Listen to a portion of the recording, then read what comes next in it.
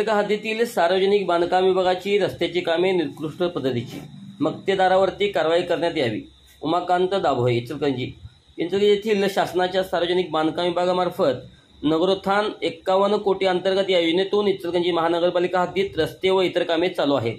त्यापैकी एक सांगली रोड ते वडगाव बाजार समिती परिसर रस्ता अत्यंत संत गतीने व निकृष्ट पद्धतीने काम चालू आहे. सदरचा मार्ग हा नेहमीच शाळा, कॉलेज व बाजाराचा मुख्य मार्ग असल्याने नेहमीच रहदारीचा आहे. लवकरात लवकर हे काम पूर्ण करावे, अन्यथा अपघात होऊन जीवितहानी होण्याची शक्यता नाकारता येत नाही. असे घडल्यास संबंधित अधिकाऱ्यावर व संबंधित मक्तेदारावर सदोष मनुष्यवधाचा गुन्हा दाखल करावा असा प्रश्न उपस्थित केला आहे.